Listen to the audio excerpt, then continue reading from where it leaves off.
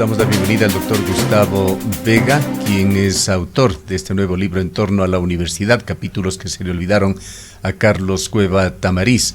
El doctor Vega, como habíamos señalado, fue también presidente del Consejo Nacional Electoral Transitorio, organismo que de alguna manera delineó todo un proceso político que está culminando con la posesión de autoridades elegidas en este año 2021. Bien vale la pena, doctor Vega, hablar sobre su libro, sobre sus contenidos. Particularmente allí están algunos acontecimientos intensos que se han vivido en los últimos años y que tienen relación con el momento actual, el momento político que vive el Ecuador. Le damos la bienvenida. Gracias por la gentil entrevista, estimado Gustavo. En efecto, un libro reciente que acabo de publicarlo primero en edición virtual y en los próximos días estará también en versión física, en papel.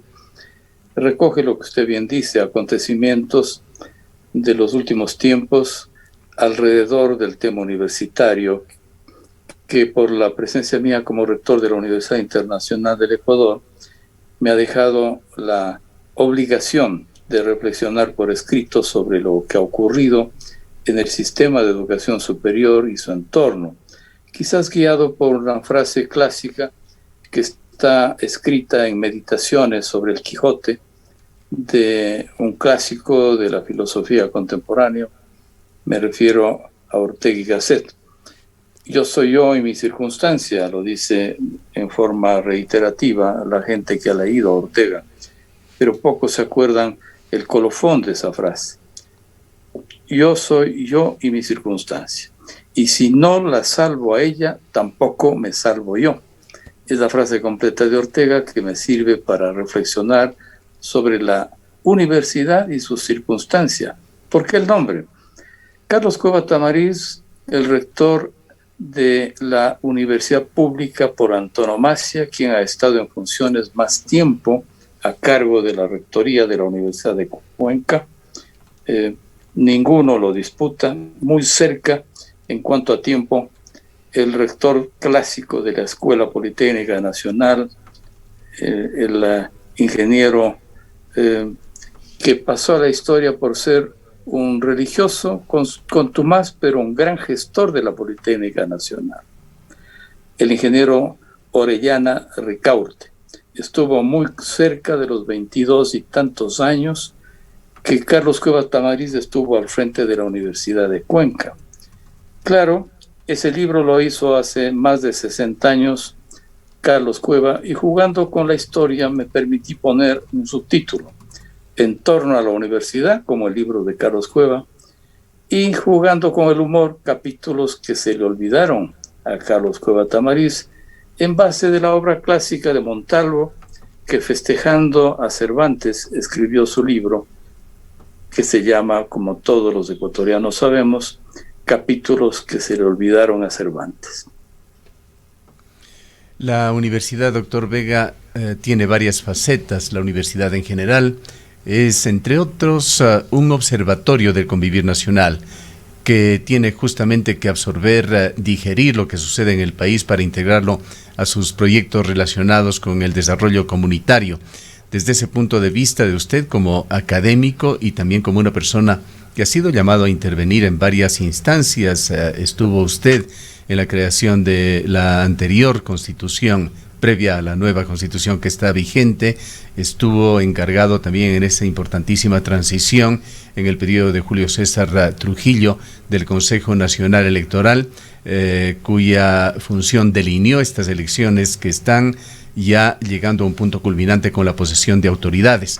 Quisiéramos conocer su punto de vista y una retrospectiva de lo que se hizo y de la importancia, la gravitación que tiene esto en el momento actual. Gracias por esa síntesis, Gustavo. En efecto, creo que hemos sido llamados a ciertas actividades que yo los llamo cruzadas cívicas. En la Constituyente del 98, cuando concejal del Cantón Cuenca, ciudad patrimonio por 1000 títulos de la humanidad, y también cuando tuviera la oportunidad y la decisión de aceptar, luego de la consulta popular que dio con el triunfo del presidente Moreno, lo que el pueblo ordenó, la creación de un Consejo de Participación Social transitorio. Acepté por ser transitorio y precisamente porque podía marcar líneas de ética, de transparencia y de gestión proba en favor de la función electoral. Ciertamente que fui, yo diría, para recuerdo, para la memoria, presidente del Consejo Nacional Electoral Transitorio, no del definitivo, que penosamente, como en el mito de Sísifo, la piedra volvió al valle para un eterno retorno buscando una democracia esquiva. Yo apelo a la historia. Catón el Viejo señala un acontecimiento especial en el Imperio Romano. 500 años antes de Cristo, una lucha entre plebeyos y patricios puso en inestabilidad a Roma. Roma como tal le pidió a Cincinato, un general de proporciones éticas únicas, que se haga cargo de la grave situación y conmoción que vivía Roma. Le dio plenos poderes durante 6 meses. Cincinato armó su ejército y pudo controlar, regular la situación en pocos días, en 16 días realmente, y renunció a los plenos poderes el resto de los 6 meses. Una segunda sonada le permitió a Roma de nuevo buscarle para que ponga orden en el imperio. Nuevamente en pocos días solucionó el conflicto y renunció volviendo al campo, a labrarlo. Precisamente por eso George Washington, lector de la historia y seguidor de la misma, creó la ciudad de Cincinnati en Estados Unidos para celebrar lo que hizo Cincinnato, ser político transitorio, y tan pronto se cumplía una función, retirarse a su función clásica, en este caso, labrar el campo. Así lo hizo Washington.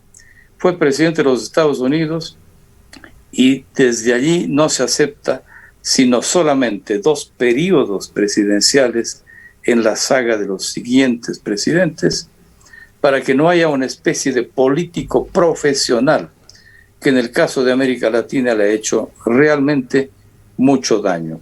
Creo que es una lección de la historia, saber actuar en tiempos claves sin realmente guardar un silencio cómplice, decir la verdad, pero tener la sabiduría de retirarse cuando la vida y la sociedad lo exigen. Doctor Vega, muy buenos días. En este contexto precisamente de las universidades se llegó a hablar de la necesidad de eliminar la Secretaría Nacional de Educación Superior que nació en el gobierno del expresidente Rafael Correa, anteriormente lo que era el CONESUB, claro, con diferentes, el CONUES me parece que fue incluso anterior, con algunas funciones quizás distintas y una estructura también distinta. ¿Usted considera que definitivamente debe haber desde el gobierno nacional una instancia que controle, que regule de alguna manera a las universidades, o debe haber una autorregulación por parte de las propias universidades en aras de la autonomía que se ha venido debatiendo y discutiendo en estos últimos años? En efecto, Rosana, yo aprecié como un gesto muy visionario del presidente Lasso. Hace 4 años, ya cuando fue candidato a la presidencia, anunció la extinción de la CENESID, y esta vez lo dijo con más ahínco. He visto algunas revisiones de esta decisión. Yo creo que no está mal que un presidente electo escuche a sus asesores. En algunos aciertos ha tenido Lasso en estos días y en estas semanas antes de su asunción al poder. Por ejemplo, la decisión de respetar el dictamen de la Corte Constitucional respecto de la despenalización del aborto por violación. Aparte de sus creencias religiosas, dijo que al ser presidente de un Estado laico, respetará la decisión de ese Estado laico. tuvo desaciertos. Cuando visitó Colombia, justificó la invasión en Angostura de hace tantos años por necesidad, entre comillas. Quizá porque sus asesores en materia de diplomacia no fueron muy precavidos en alertarle al presidente Lasso de la barbaridad política que estaba diciendo. Sin embargo, yo he notado que ante la eventualidad de que el ministro de Relaciones Exteriores sea el señor Holguín, que tenía cero experiencia en materia de diplomacia y relaciones internacionales, se ha filtrado la noticia, que espero sea confirmada, de que el canciller de la República será Mauricio Montalvo, un embajador de carrera con talentos y experticias que doy crédito. Ese es un acierto, el cambiar de opinión. En el caso de la educación superior, el organismo que está constitucionalizado en Montecristi, sin decir el nombre, es el Consejo de Educación Superior. Regular, planificar, coordinar. 3 funciones que, estando en la Constitución de Montecristi, fueron plagiadas, diremos con una metáfora entre ironía y verdad. Fueron plagiadas de la Constitución del 98. Cuando fuimos asambleístas, en esa función de legisladores constitucionales, creamos en las disposiciones transitorias el Consejo Nacional de Educación Superior y le dimos esas 3 funciones. Esas 3 están en la Constitución de Montecristi, pero no le pertenece a la CENESID, le pertenece al Consejo de Educación Superior. También está en la Constitución el actual CASES, que en su tiempo se llamó CEACES y antes CONEA, el organismo que acredita y asegura la calidad de las universidades. La CENESID no está en la Constitución, por tanto es muy sencillo darle de baja. Eso sí, exige una reforma a la ley, no a la Constitución, a la ley de educación superior, porque las funciones de becas, las funciones de ciencia y tecnología, la función de filtrar los bachilleres a las universidades y otras que son importantes, están dentro de la LOES atribuyéndole al actual CENESID. Por tanto, se refiere el presidente Lasso a que extinguirá la CENESID, lo cual es perfectamente factible, pero salvando las funciones de regulación y de acreditación. Hay 2 temas fundamentales, doctor Vega, en esto. El uno es el de la autonomía responsable, como lo etiquetó el gobierno, cuando una autonomía de por sí debería ser responsable, está de más el adjetivo. ¿Qué es el punto neurálgico por el que han sufrido las universidades en los últimos 14 años? Y está el otro tema también de libre ingreso, que ha generado enormes expectativas en el electorado ecuatoriano, siendo parte incluso de agendas políticas como la de Pachacuti, que señala reiteradamente que supervigilará que las ofertas de Guillermo Lasso se cumplan en este sentido. ¿Hasta dónde puede alcanzar y cómo se les debe y se puede dar forma a uno y a otro tema?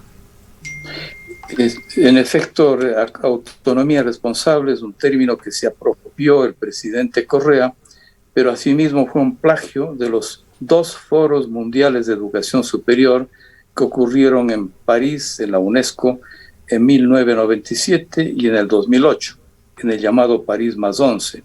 A los 2 foros tuve el privilegio de asistir, en el primero como presidente de la Comisión de Posgrados del CONUEP y en el segundo como presidente del CONESUP.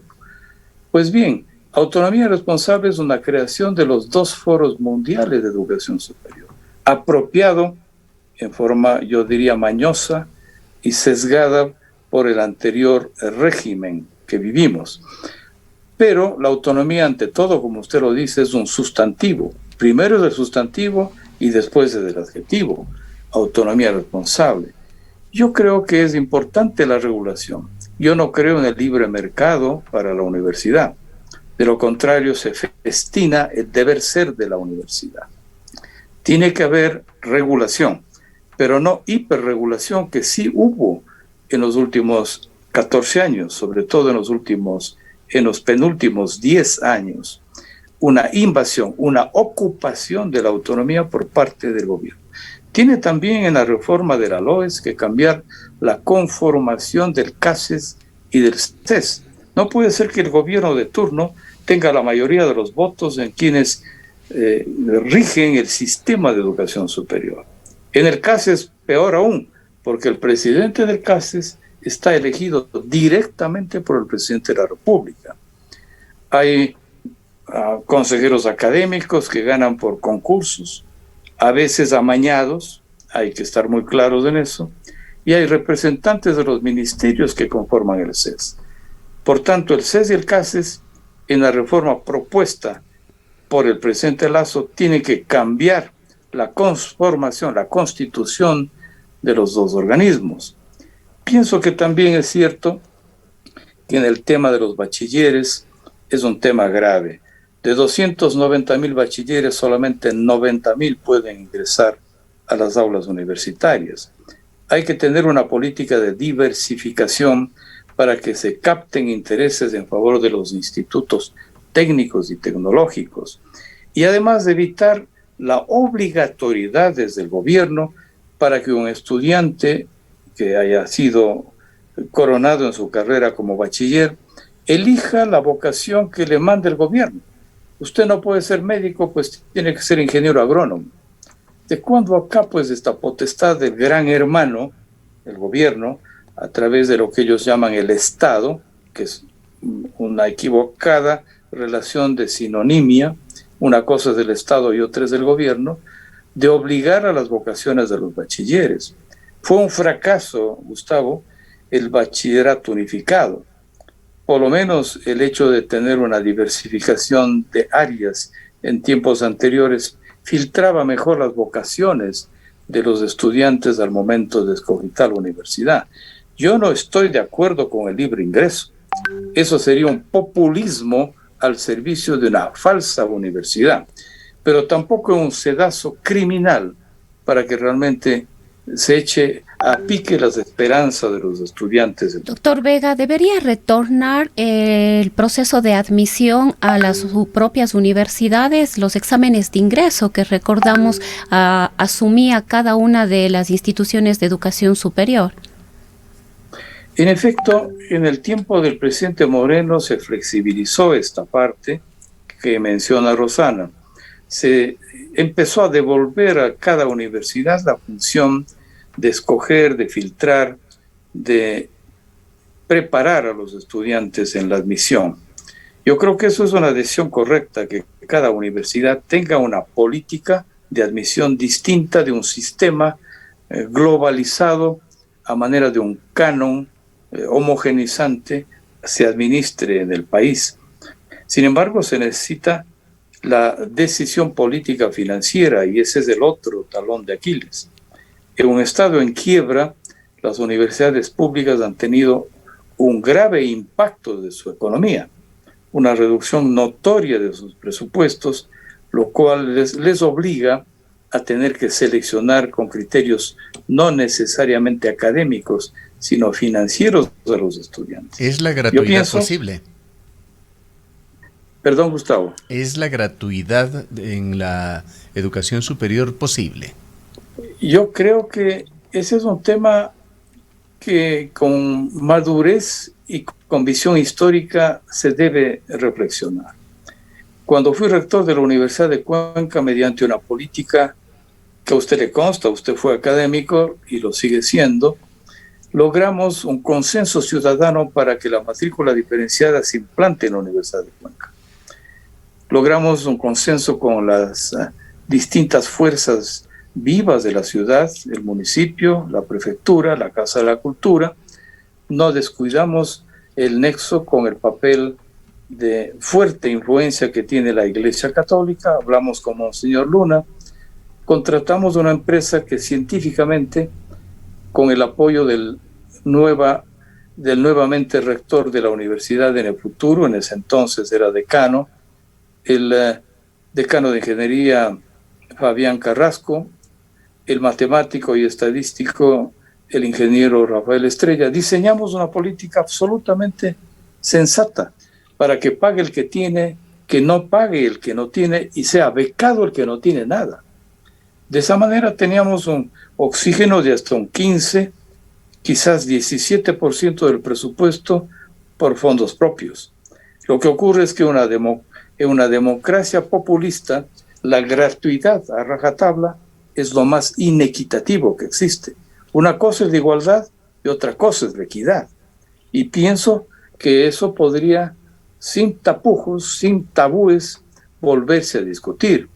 Claro, está en la Constitución de Montecristi la gratuidad, y ese es un dogal que no le permite avanzar sobre el tema, pero parte de la grave crisis académica y financiera de la Universidad Ecuatoriana es precisamente porque se decretó la gratuidad a rajatabla en el pregrado.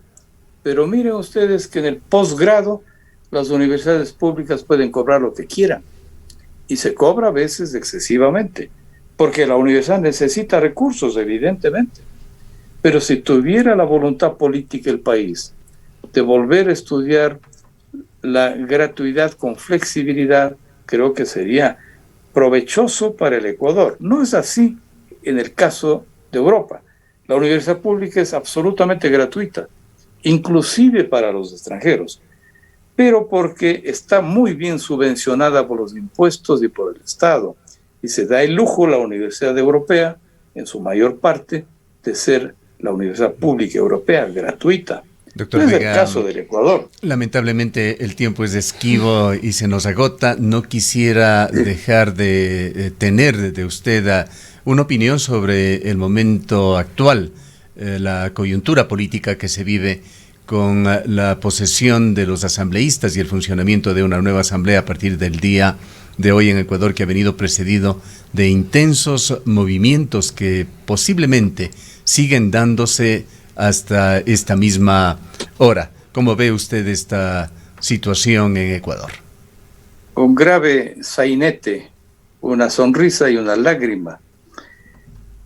Gustave Flaubert, en una obra clave que se llama Madame Bovary, tiene una frase que es interesante repetirla: el futuro nos tortura y el pasado nos encadena.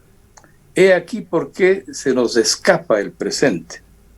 En el caso del Ecuador, el pasado y el futuro realmente ocupa una función de pinza sobre lo que podemos ser los ecuatorianos. El escape del presente se vuelve realmente un sainete. Los pactos y alianzas tienen por lo menos unas 3 dimensiones. La una, la dimensión de que se separan y se alían los cofrades por la troncha. La segunda, que es más madura, más civilizada, por ejes programáticos. Y la tercera, por ideologías. Que este país no esté realmente capacitado para hacer alianzas ni por ejes programáticos ni por ideologías, evidente. Entre Pachacuti y la izquierda democrática hay más que un parentesco ideológico, pero entre UNES y el Partido Social Cristiano no se ve absolutamente ni una brizna de la posibilidad de una ideología común.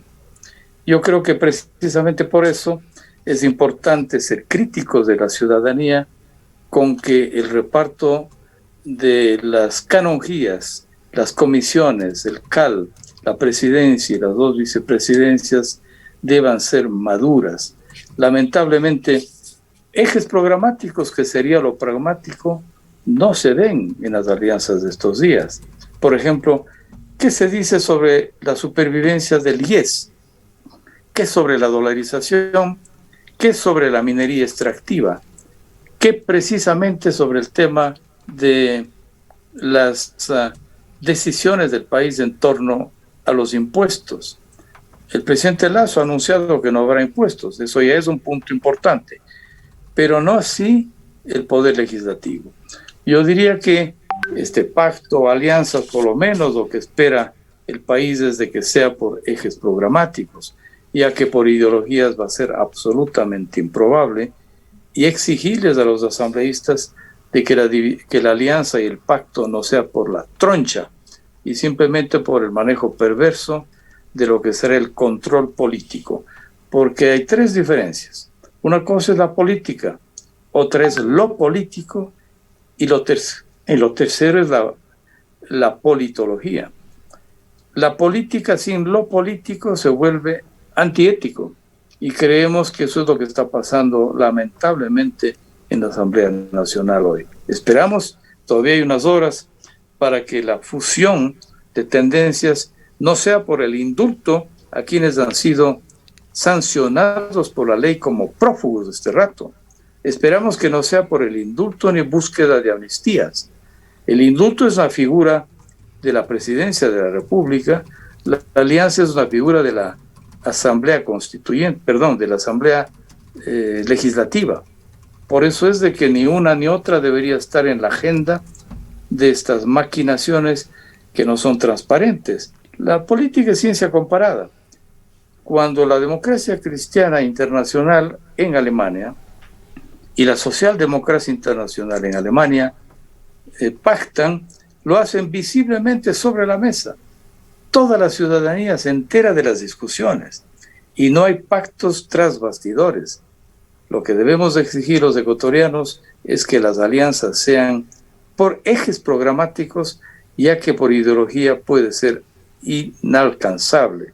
En cambio, que la troncha se ha convertido en una forma bastante ecuatoriana de distribuirse los escaños. Bien, muchísimas gracias por habernos acompañado, doctor Vega, y felicitaciones por ese nuevo libro en torno a la universidad, capítulos que se le olvidaron a Carlos Cueva Tamariz. El doctor Gustavo Vega es rector de la Universidad Internacional, fue presidente del Consejo Nacional Electoral Transitorio.